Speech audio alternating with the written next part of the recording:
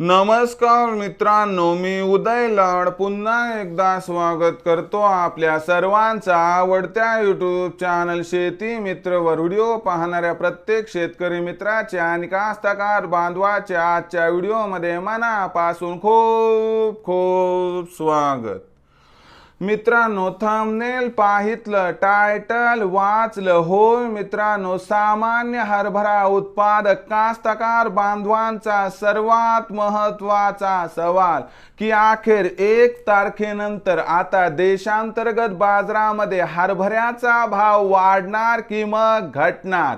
होय मित्रांनो, हा सध्याच्या कंडिशनचा सर्वात महत्त्वाचा सवाल आहे की अखेर 1 तारखेनंतर आता देशांतर्गत बाजारामध्ये हरभऱ्याचा भाव वाढणार की मग घटणार। हा सवाल तुमच्या मनातला आहे, हा सवाल माझ्या मनातला आहे। आज भारत वर्षातील सामान्य हरभरा उत्पादक कास्तकार बांधव या ठिकाणी विचारत आहे की अखेर 1 तारखेनंतर आता देशांतर्गत बाजारामध्ये हरभऱ्याचा भाव वाढणार की मग घटणार। या प्रश्नाचं अचूक उत्तर जाणून घेण्यासाठी आपण सर्वांनी हा व्हिडिओ आता सुरुवातीपासून शेवटपर्यंत पाहावा। हा व्हिडिओ सुरुवातीपासून शेवटपर्यंत पाहत असताना जर आपल्याला मनापासून आवडला तर जरूर या व्हिडिओला या ठिकाणी एक लाईक करा। जास्तीत जास्त कास्तकार बांधवांपर्यंत हा व्हिडिओ पाठविण्यासाठी या व्हिडिओला या ठिकाणी जरूर शेअर करा। सबस्क्राइब करून जरूर नोटिफिकेशन बेलला ऑल करा, यामुळे येणारा प्रत्येक व्हिडिओ हा आपणास या ठिकाणी मिळत राहतो।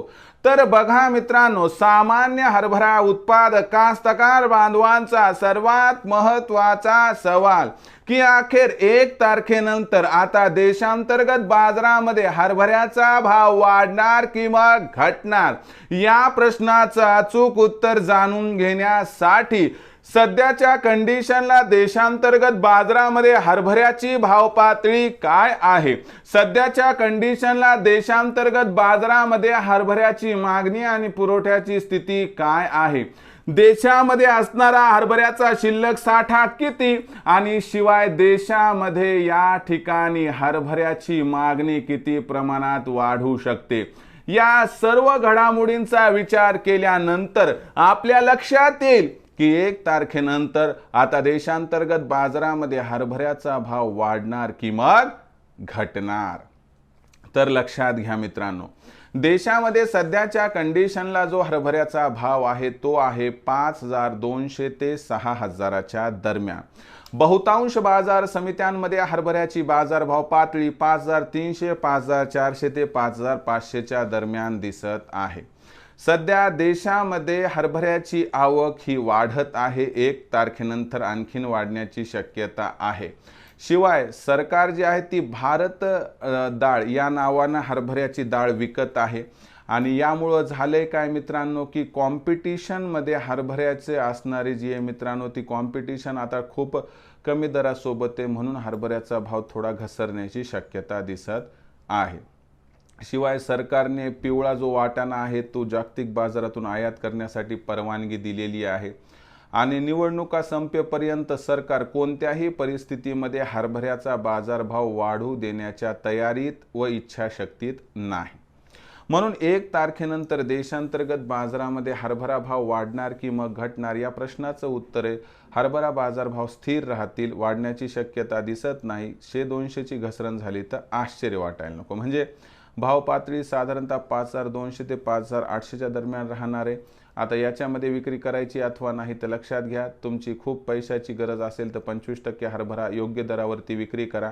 त्यानंतर प्रत्येक तेजीमध्ये टप्प्याटप्प्याने हरभऱ्याची विक्री केली तर काही अडचण नाही, पण भविष्यात हरभऱ्याची मागणी व पुरवठ्याच्यात गॅप निर्माण होऊन हरभरा हा आपल्याला जून नंतर 7000 पार जाताना सुद्धा दिसू शकतो, असं जाणकारांचं या ठिकाणी स्पष्ट मत आहे।